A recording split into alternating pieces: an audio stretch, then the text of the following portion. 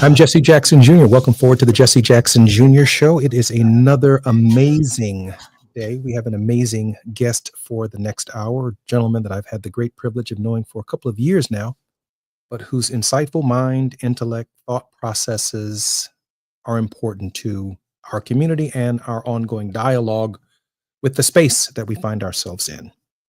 Yesterday, we talked about an article that appeared in the Hill newspaper that's already having reverberations around the country, rocking Capitol Hill, the former president on the defensive, people who may have had access to the pardon pen, issuing pardons, quite possibly that the president of the United States himself did not review, is deeply troubling, whether or not the president was actually running that process. What I can tell you is that 70 million Americans need forgiveness. That's why the language reprieve and pardon is in the Constitution of the United States. Why reprieve and pardon? Look at that conjunction and. Conjunction, junction, what's your function? Why the word and? When you grant reprieve or commutations, it must be followed with pardon. Remember Jesus intervening in the life of the prostitute and her crowd-bearing circumstances? It's one thing to grant a person a commutation, but in the United States of America, once your sentence is commuted, you're now a felon. The commutation doesn't go far enough. Reprieve does not go far enough. You must reprieve and pardon someone. You must grant mercy and pardon them. And when I think more and more about Jesus of Nazareth and that particular story, he stood between the crowd. We don't even know the names of the people that were in the crowd. But the American felon is constantly judged. It just never ends. It's a constant reminder on social media, on Facebook, on all of the social media platforms, the articles. Every time they introduce you somewhere, there's always one more recognition of something you did wrong in your life. But the pardon power in the Constitution separates the crowd from the individual who has paid their debt to society. Yeah, I'm hanging around it because so many of our barbers around the country have learned how to cut hair in the joint, federal and state. Our bus drivers, our plumbers, people who work the third shift, people that we need to engage in 2026, people that we need to engage this democracy in 2028. They need to hold their heads up and know that people are speaking for them, that we're not going to forget them. As Democrats, as progressives, as liberals, we're not going to forget them. And I don't know anyone whose analysis of this problem and the opportunities that it could have created for the Democratic Party are more profound than Dr. Wilmer J. Leon III. He's a political scientist whose primary areas of expertise are Black politics, American government, and public policy. Dr. Leon has a Bachelor of Science degree in political science from Hampton Institute, a master's in public administration, and a PhD in political science from Howard University. He has degrees from both HUs and an HI, Hampton Institute, before it became Hampton University. There's always a battle between Hampton students and Howard students over who is the real HU. But Dr. Wilmer Leon is standing right there in between both. Interesting conversation. Dr. Leon is a nationally syndicated columnist and the host of Sirius XM satellite radio's Inside the Issues with Wilmer Leon. He's also a regular contributor to national and international television news programs, newspapers, and websites.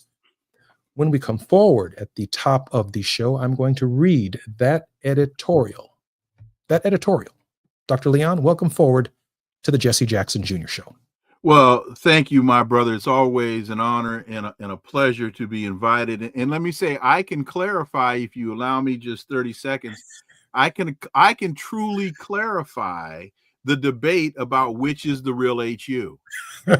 Please. With 2 degrees from Howard, with a degree from Hampton Institute, and I also now teach at Morgan State University, there is no question that Howard University is the real HU, but Hampton, and I say this as a proud Hamptonian, is the only one that matters.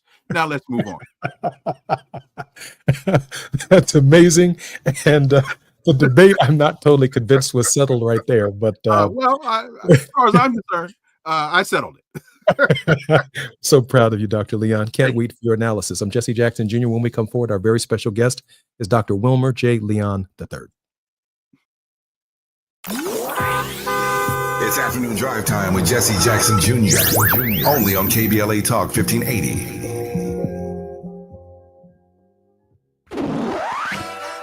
You really about to do it? 40 acres and a mule. This is bigger than the music. You really about to do it? Yeah, they tried to rig the game, but you can't fake influence. Who among us doesn't like black music? But Kendrick is right. This moment is so much bigger than music. These are serious times. We've got serious problems, and we need serious people who understand that slogans are not solutions. When you want substantial and sober analysis about things that matter to you and the ones you love, this is where you turn. We're KBLA Talk 1580, and we've got your black. Now at Verizon, we have some big news for your peace of mind. For all our customers, existing and new, we're locking in low prices for 3 years guaranteed on My Plan and My Home. That's future you peace of mind. And everyone can save on a brand new phone on My Plan when you trade in any phone from one of our top brands. That's new phone peace of mind. Because at Verizon, whether you're already a customer or you're just joining us, we got you. Visit Verizon today. Price guarantee applies to then current base monthly rate. Additional terms and conditions apply for all offers. Small businesses are the heart of America. But you don't have to go it alone. As the nation's largest nonprofit resource of expert business mentoring, SCORE has helped millions of entrepreneurs build their businesses for free. Get the connections, education, and guidance you need with SCORE. We're ready to help. Find a mentor today at score.org. Now back to more of Jesse Jackson Jr. on KBLA Talk 1580.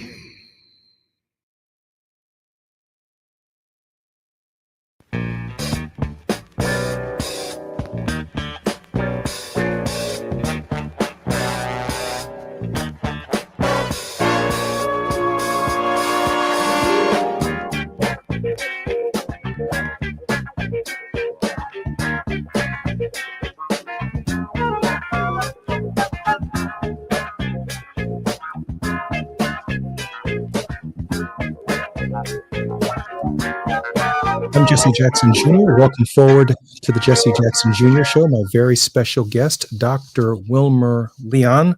Dr. Leon, listen, I'd like to first welcome you to the show. Welcome back, sir. Thank you.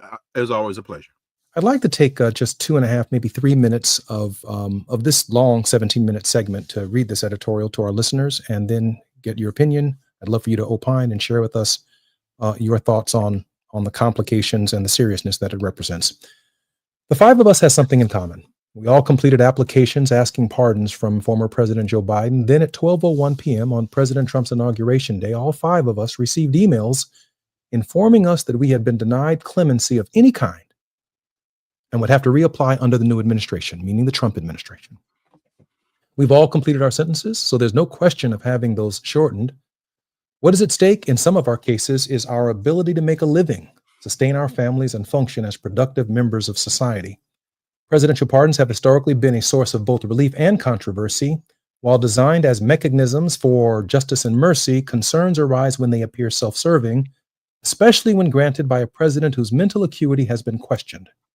Presidential pardons have historically been a source of both relief and controversy because we lack a thorough historical and public understanding of the language, power, and responsibility entrusted to and expected of the office and the occupant itself in every generation, and what it means for each individual citizen.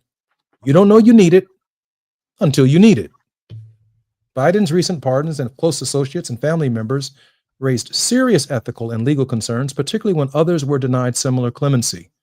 The issue at hand was not merely about his legal right to grant pardons, but whether his cognitive condition affects the integrity of such decisions and whether or not someone that you know within the listening voice of my ear needs one, both federal and state.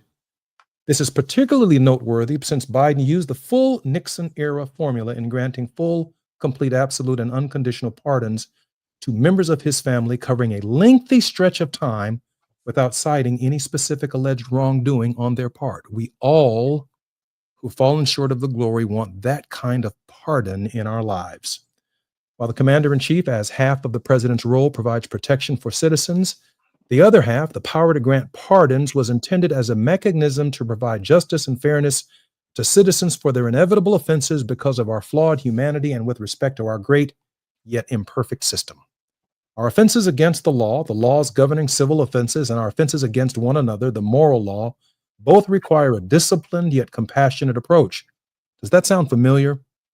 It is central to how we raise our children, our various forms of faith, our ability to sustain a civil and moral society. The founders of our nation were in search of this idea and action for our still young nation at its inception. This recognition of a foundational premise that undergirds we the people who consistently work towards forming a more perfect union.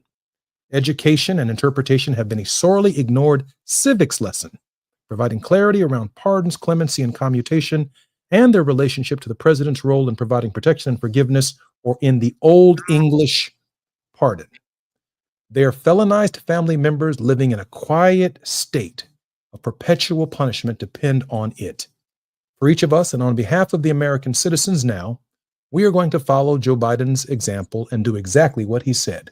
We're going to ask the next president for our complete, full, absolute, and unconditional pardon. Why? Because Joe Biden said so. And it's hard to believe that the man we voted for consistently told us to go ask Donald Trump for a pardon. But that's exactly what we're going to do. By granting the full, absolute, complete, and unconditional pardon, we believe we can bring millions of progressive young voters, particularly Black voters, who've overwhelmingly felt the stain of mass incarceration, back into the American mainstream, not only to vote, but also to earn a living, to take care of their families, to be accepted to colleges, to go to graduate schools without being turned away. I'm Jesse Jackson Jr. This is the Jesse Jackson Jr. Show. Dr. Leon, your thoughts on the editorial? I thought it was incredibly powerful and incredibly well written. And one of the things that I think people also need to understand about the pardon power, about the reprieve power, is that it's also another element of checks and balances, because people need to understand that a lot of the elements that are written into the Constitution, that they came from Great Britain. The king in Great Britain had the power to pardon. And when the framers of the Constitution were putting the document together, that was one of the elements that they wanted to be sure was written into the Constitution, as a matter of the president having the check and balance on the judiciary, in case the president was able to determine that the court made a mistake. So I think that's an important element to this conversation. People need to understand that that's one of the reasons why the pardon power was put into the Constitution. I also think that it's important. This is the Biden administration's failure to grant the pardons requested, and you talked about how many? 70 plus million. 70 million. We have moved away from a rehabilitative model of incarceration to a retributive model of incarceration. And very simply, nonviolent offenders. Why are nonviolent offenders who have served their time in prison, fulfilled their commitment that was imposed upon them by the court, why do they then have to spend the rest of their lives being haunted by the nonviolent transgressions that they had been engaged in? And there's, as you are appealing to the Trump administration for the pardon that the Biden administration told you that you need to seek, I don't know if you're familiar with the Culpeper, Virginia County Sheriff Scott Jenkins, who was convicted in court for receiving bribes. He was selling badges. He was selling sheriff badges to some of his political benefactors in Culpeper County. I think he was selling them for $3,000 or $4,000 a badge. And some of the individuals that he had sold them badges to had been denied badges because they had been convicted of firearms violations. Mm. He was convicted by a Virginia court 2 weeks ago and was on his way to prison, and Donald Trump issued him a pardon. Mm-mm. He hadn't even served a day in jail. Mm-mm. So Mm-mm. the selective nature of this pardon, of the pardon, that the selective nature in which the pardon power is now being used is incredibly, incredibly, incredibly disturbing. You know, I do have a question for you that I want to follow up on the very nature of corrupt pardons. It seems to me that a Democratic administration will come into office at some point in time, and in their pardon reforms, in their unwillingness because of the chilling effect of some of this behavior, could lead them to offering even fewer pardons in the future, which of course disproportionately impact Black people. So the political elite, the connected, how do we make sure that the same language that Biden gave to his son and to members of his family is available in a constitution for all Americans, for barbers, for barbershops, for people who've offended who are working the third shift, for the poor, for the locked out, for the disenfranchised, and those who've been victims of mass incarceration? How do we get the pardon all the way down to them? And I do mean the full pardon. Well, the language is there for them. It's a matter of how. I think the basis of your question is, how does that get applied to those who truly need it? And I think, and I'm glad that you put it in the context of the Democratic Party, because what this also demonstrates, once again, is how the Democrats love to come to us every midterm election and every 4 years for the president, and they love to beg us for our vote, into us being the African American community, but they don't want to implement policy that directly benefits our community. And this is a perfect example of how they don't want to be viewed as the party of Black people. They will readily admit that they can't win without us.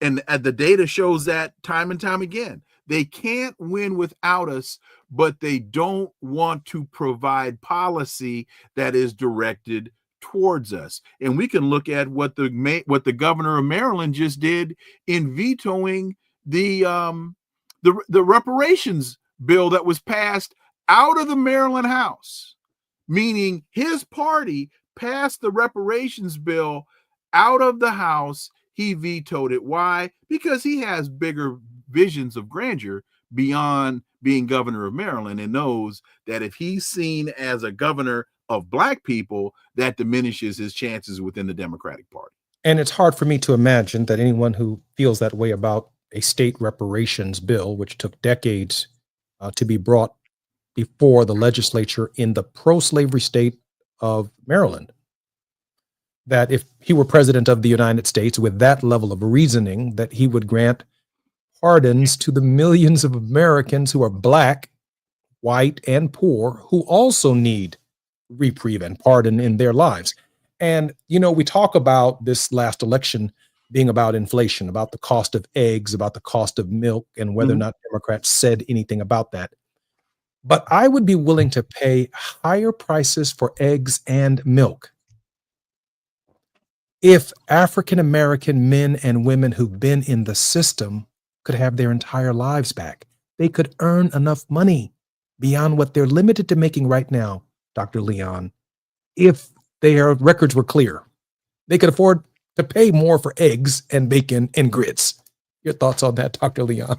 Well, eggs, bacon, and grits, man. You talking my breakfast. But with that, with that being said, um, the economic argument that you are making is another very clear, very simple argument to support the pardon, because that then enables those that are subjected to this to generate more income, more legal income. They can get better jobs. They can pursue more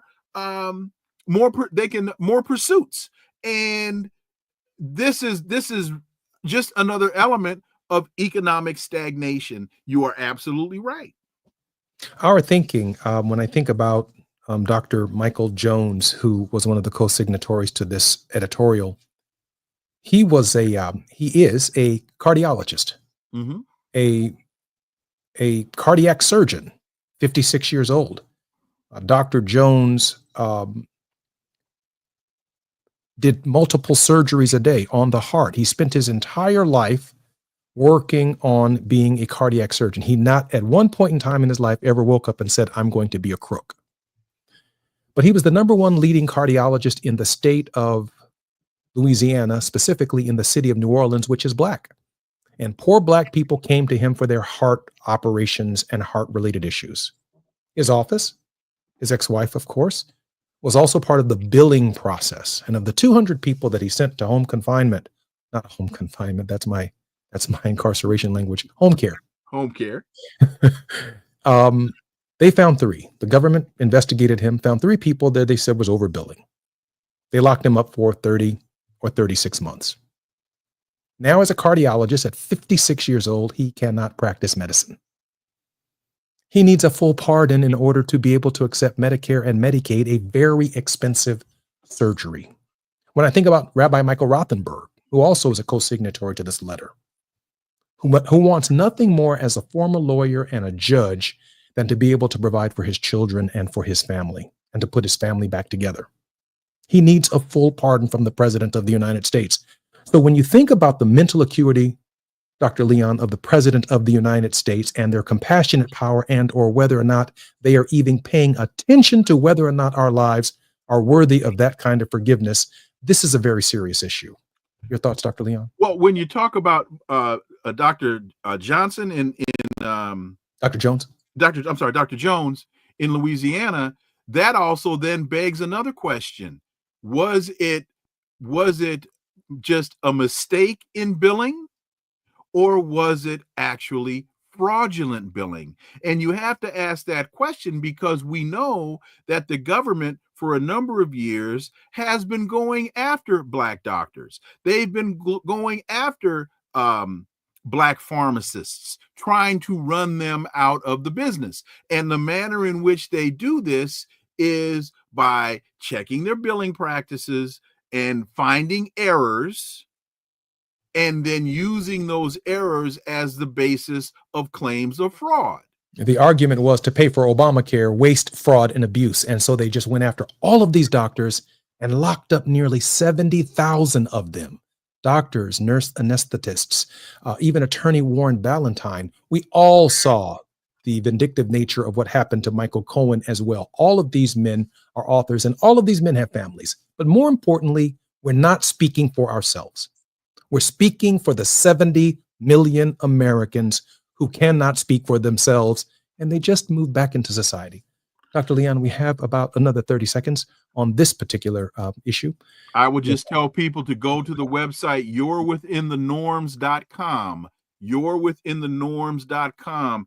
Dr. Norm Clement has created this website where you can go and read and study on the manner in which the U.S. government is attacking Black pharmacists, attacking Black physicians by the government making false claims of fraud.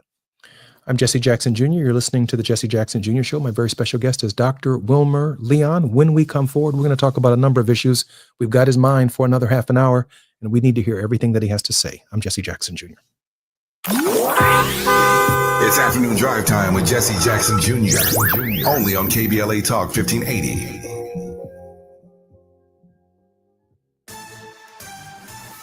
I'm Bree Wood with BIN News Now. The first Black mayor of Tulsa, Oklahoma is proposing a reparations plan for descendants of the 1921 race massacre. Mayor Monroe Nichols wants a private trust to fund housing and scholarships, no direct cash. The Greenwood Trust will raise and facilitate the investment of $105 million in private funds along our road to repair, restoration, and right. The City Council must approve any asset transfers. Washington, D.C. has unveiled Mamie Peanut Johnson Plaza, honoring one of just 3 women to play in the Negro Leagues. The 5'3" pitcher had a 33-8 record in the 1950s. Johnson, who died in 2017, is now memorialized in the city she called home. And Wall Street opens higher today after a strong Monday start to June. Investors shrugged off trade tensions and steel stocks soared after President Trump announced 50% tariffs. Get BIN News Now on demand 24/7 on the iHeartRadio app. Pan comido or a piece of cake, no matter how you say it, you save at cheapoair.com/ES. The deals are fully translated in Spanish, so all you've got to do is scroll and save with deals on up to 500 airlines worldwide. cheapoair.com/ES. This is the KBLA Sports Minute with Ray Richardson. The New York Mets scored 2 runs in the 10th inning last night to beat the Dodgers 4-3. 23rd home run for Shohei Ohtani. Game 2 of the Mets-Dodgers 4-game series is tonight at Dodger Stadium. 3 homers and a 6-run first inning helped the Angels hold on for a 7-6 win at Boston. The Angels are 500 on the road at 17-17. The LA Sparks have a 5-day break before their next game in Dallas Friday night. They need the extra practice time. The Sparks are 2-6 in the WNBA and are struggling with a 3-game losing streak. They haven't been above 500 since June 14, 2023. The Oklahoma City Thunder are 9-point favorites over the Indiana Pacers in Game 1 Thursday night in the NBA Finals. Before the season, the Pacers were 50-1 odds to win the NBA championship. If somebody made that bet, they are looking at a major payday if the Pacers win the title. No debates, no speculation, just the info you need. That's your KBLA Sports Minute. I'm Ray Richardson on KBLA Talk 1580.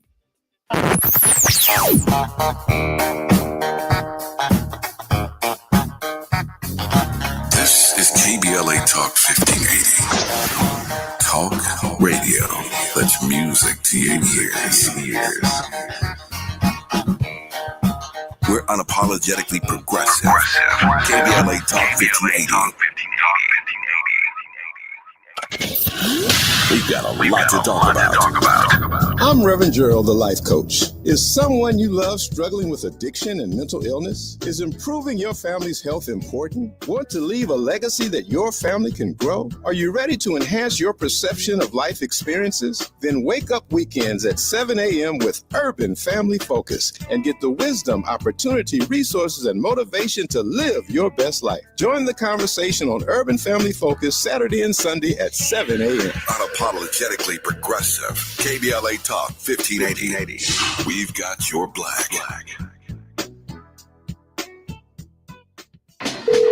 At the tone, please record your message. You ready? Drop it! Mr. Tavis Smiley, preach it. Thank you, man. Politics in this country is crazy. You put things in perspective that even I didn't. The right is playing fast and loose with facts and scapegoating everyone under the sun, especially black and brown people. As a white man, I do not agree with this, and I am on my black and brown brothers and sisters' side. Fight the good fight. You know that I am part of the resistance. Let's fight the power. Our freedom of speech is freedom of death. We got to fight the powers that be. KBLA Talk 1580. We've got your black. After nearly 20 years in Congress, he knows how to get at the issues that matter the most to you. Every day, he takes a deep dive into politics, social justice, and the stories that shape our community. This is where prominent people unpack perplexing problems. Unfiltered, unapologetic, unmissable. You're inside the Jesse Jackson Jr. Show on KBLA Talk 1580. KBLA Talk 1580 congratulates Pastor and Mrs. William Sachs Epps on their retirement from stewardship at the historic Second Baptist Church. Dr. Epps has faithfully served Second Baptist as its senior pastor for 37 years. What a legacy of love and leadership. Pastor and Mrs. Epps will be honored at a luncheon on Saturday, July 26, 11 a.m. to 2 p.m. at the Sheraton Universal Hotel in Universal City, and you're invited to attend. Noted scholar Dr. Michael Eric Dyson is the keynote speaker. For ticket information, please contact epsretirement@gmail.com or call 213-399-2103. That's epsretirement@gmail.com or call 213-399-2103. To Pastor Epps and First Lady Epps, congratulations from all of us at KBLA Talk 1580. You're listening to Jesse Jackson Jr. on KBLA Talk 1580.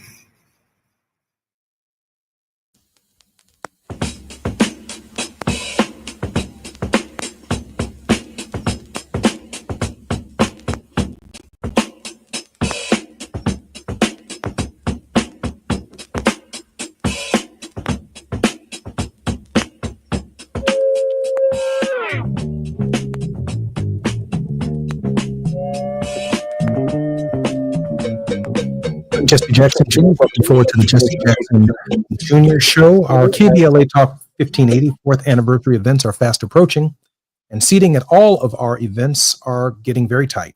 Have you registered at our KBLA1580.com website? If not, let me encourage you to stop by, do it right now so you don't get left out. It's our 4th anniversary, and we want to celebrate it with you. If you're planning to join us for our 4th anniversary celebration and barbecue on Juneteenth holiday, we're asking everyone to bring food, a gift card, or any amount for the victims of the Altadena fire, grocery store chain, or restaurants. We're grateful for whatever you bring to help the families still displaced by the wildfire. So go to our KBLA1580.com website right now and sign up for the events you plan to attend. All of our anniversary events are free, but seating is limited and you must register. My very special guest right now is Wilmer J. Leon, political scientist. Areas of expertise: Black politics, American government, public policy, HI to the HU, PhD in political science from Howard University. Dr. Leon, welcome forward to the Jesse Jackson Jr. Show. Again, as always, it's an honor and a privilege to join you. Thank you for the invite. Dr. Leon, help us reconcile our challenges with Donald Trump and the last 175 days that we absolutely find ourselves in a resistance. And Joe Biden telling millions of us who've been through the criminal justice system to go ask Donald Trump for a pardon. How do we reconcile that? I still want to fight Donald Trump. I still want to hold him accountable. I still don't want to see the end of Second Reconstruction. I still want to save education. I still want to save the United States Agency for International Development. I still want to fight for civil rights and human rights and expand our opportunities. I still believe in diversity, equity, and inclusion, but now he didn't put us in a position where we have to go and ask Donald Trump for something. How do we reconcile that? Well, I think we, as African Americans, we reconcile that by understanding that the party that we have since the 50s, some will say begin even going back to the 40s with FDR, that we have sworn allegiance to, doesn't want us, and never really did. They've wanted to use us, but from a political perspective and from an electoral politics perspective, but they don't want what we represent. And as your dad has so eloquently said many times, they don't seem to understand that the rising tide lifts all boats. That the policies that benefit the African community benefit the country. But they don't want to be tied to being the party of Black people. And so that means that our politics has to mature. Our politics has to grow. That we can no longer sit idly by and wait for the by and by. Yours will come by and by. No, ours needs to come right now. Just like the 1500 insurrectionists, why are we being told to wait for the by and by? I mean, that's ridiculous. Well, there you go. Back to the Democratic Party for a second, Dr. Leon. When I see Gavin Newsom in California as the governor, positioning himself for his next big break or opportunity, which may be the presidency or a run for the presidency, Mhm. but I don't see him passing out pardons to state offenders in California. When I see Gretchen Whitmer's name pop up as the Democrat, as a woman who may potentially pursue the highest office in the land, but I don't see in Michigan her passing out pardons at the state level. I don't see it in Illinois with J.B. Pritzker. I know I'm not going to see it, and none of us are going to see it with Rahm Emanuel, just a new form of Democratic nasty as far as I'm concerned, and or Josh Shapiro. And we've already seen how Governor Wes Moore feels about reparations. Right. What are we to expect from Democratic hopefuls on this question of granting men and women who have suffered through the system a new life? Well, let me be sure I understand. When you say what are we to expect, who are the we you're asking about? Definitely men and women who've been in the system, who Okay. need a new life, who've paid their debt to society. I'm not talking about letting nobody out of jail now. People need to do their Understand. time, but I am talking about 70 million of us wandering around here trying to get a job. Well, when you define the we as you just have, and then you look at the demographics of that we, which are overwhelmingly African Americans and people of color, because we have been disproportionately impacted by the system, even though we only make up between 13 and 14% of the population.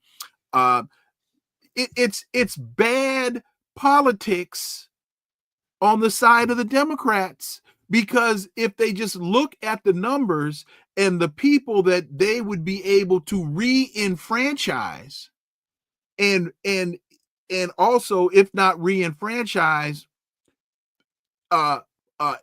encourage and motivate to come back into the political process, because now the political process is actually working for them, actually doing something significant to improve their quality of life. It's bad politics for them. But they continue to play the identity politics game, which is a losing game for them. John Adams said, "There is nothing I dread so much as the division of the republic into two great parties, each arranged under its leader and concerting measures in opposition to each other. This, in my humble apprehension, is to be dreaded as the greatest political evil under our Constitution." Now, when John Adams made that statement, he was thinking about white folks who were participating in the system and wasn't necessarily thinking about Negroes who found themselves in the peculiar institution overwhelmingly. How do Black people navigate the space between the post-Roosevelt era, the post-Brown versus the Board of Education era, and the MAGA space that now has the power to grant forgiveness to millions of people? Well, I think we have to, first of all, we've got to look beyond Donald Trump. Because I wrote a piece about the decline of democracy, and that the decline of democracy fails like bankruptcy, slowly then suddenly, and I close the piece by saying Donald Trump is not the causation; he's the culmination. So long as we continue to get locked into this binary mentality of it's Donald Trump or Democrats, failing to understand that both sides of the equation are failing us, our politics can't mature. Our politics can't grow, because we still then get locked into thinking that we have to choose between the lesser of two evils, and we know the lesser of two evils is still evil. We have about 30 seconds before we come forward, but my question for you is, Democrats in Congress, particularly Black Democrats in Congress, have one foot in the policy of what we know to believe necessary in the Black community, and then they got another foot kind of dealing with the MAGA majority, right? So they're kind of in and out. How do we function as a matter of principle? Again, about 45 seconds, as a matter of principle on the questions of the things that we know the Black community needs, that we listen to our constituents and they tell us that we need. But then on the other hand, we're in this this dynamic where we find ourselves compromising? Because we're not basing our politics on morality. We are not basing our politics on policy. We're basing our politics to a great degree on phenotype, not policy. So we listen to Gregory Meeks. We listen to Hakeem Jeffries as they back genocide, as they back the reinvasion of Haiti, not understanding what's in the best interest of us as a Black community. I'm Jesse Jackson Jr. When we come forward, the brilliant mind of Dr. Wilmer J. Leon. While you're stuck in traffic, we can at least bring you up to speed on the news of the day. You're listening to Jesse Jackson Jr. only on KBLA Talk 1580.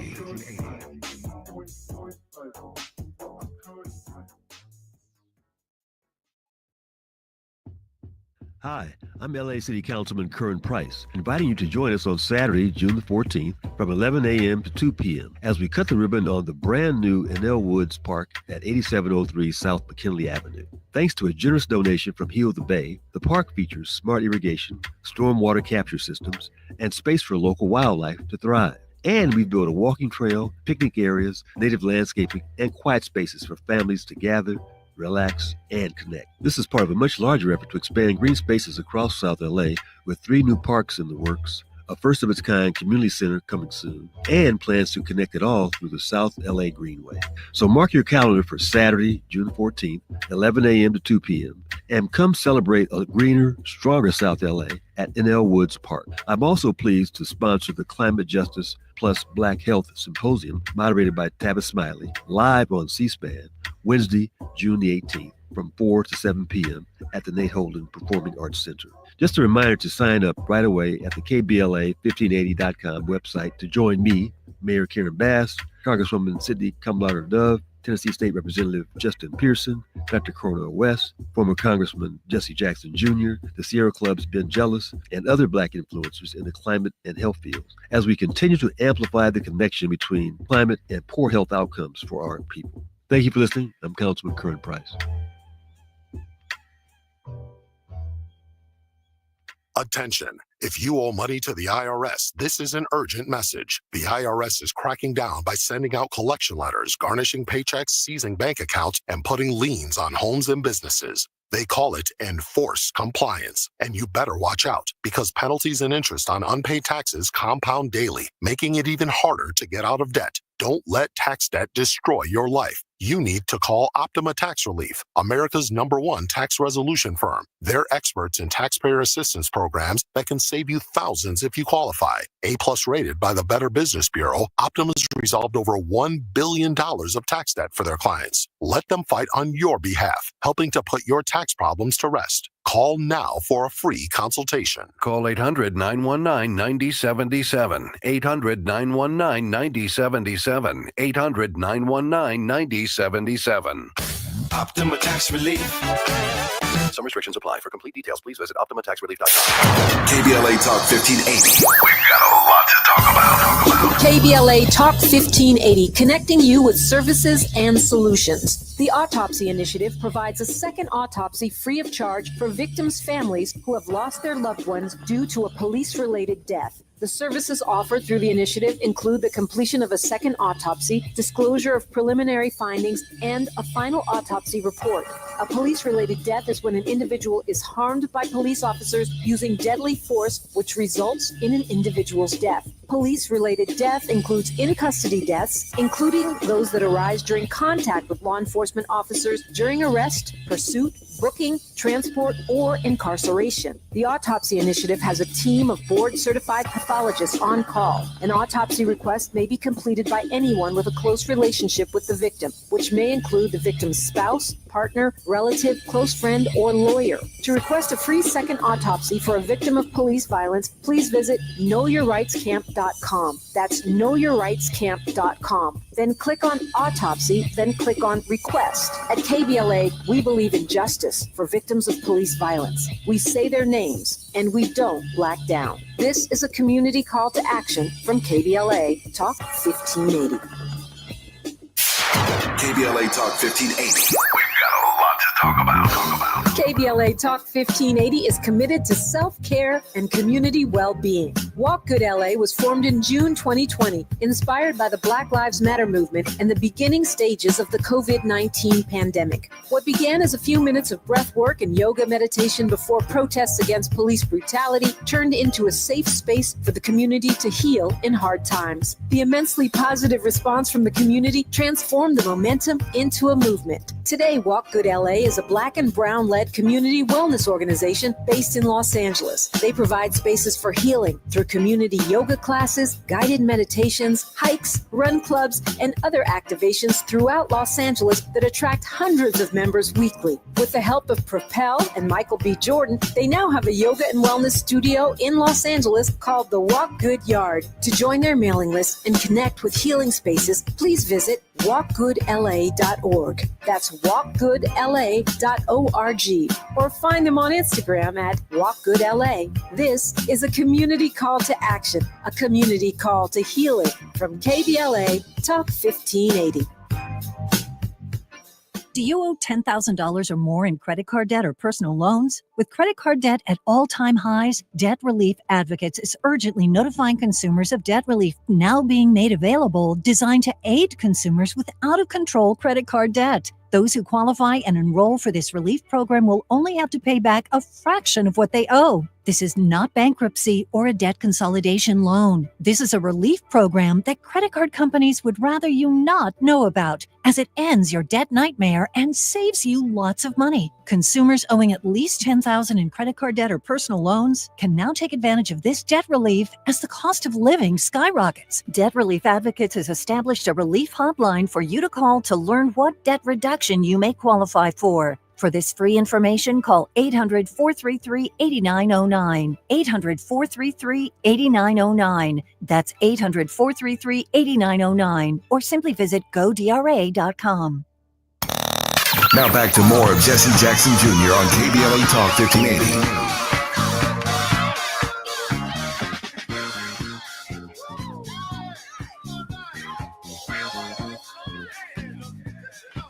I'm Jesse Jackson Jr. Welcome forward to the Jesse Jackson Jr. Show. My very special guest is none other than Dr. Wilmer J. Leon. Dr. Leon, welcome forward to the Jesse Jackson Jr. Show. Again, appreciate it. Dr. Leon, before I ask a couple of questions about the character of the office of the presidency itself, share with us how our listeners can stay in touch with you and listen to your programming. Well, you can find me at wilmerleon.com. That's the simplest way to get the information that you need. You go to wilmerleon.com. I have a podcast that airs daily on YouTube called Connecting the Dots with Dr. Wilmer Leon, airs live 3 to 4 p.m. Eastern. You can also find me on Inside the Issues on Sirius XM 126 Urban View, Saturdays from 11 to 2 Eastern Time. But just go to wilmerleon.com and you'll find everything you need right there. Again, one of the brightest minds and sought after minds in the political sphere. You are certainly progressive, certainly clear for African Americans on the positions that he takes and the things that he stands for. Dr. Leon, I have put the last 10 years of my life in thinking through something I found within the Constitution, a character trait. Founding fathers called it the finger of God. Federalist 37, James Madison said, "It is impossible for a man of pious reflection not to perceive in it a finger of the almighty hand, which is signally responsible for the revolution." James Madison, just 30 days after the Constitution, Alexander Hamilton says this: "For my part, I sincerely esteem the Constitution, a system which without the finger of the almighty hand simply could not have been agreed upon by a diversity of interests." Character was central to the office of the presidency.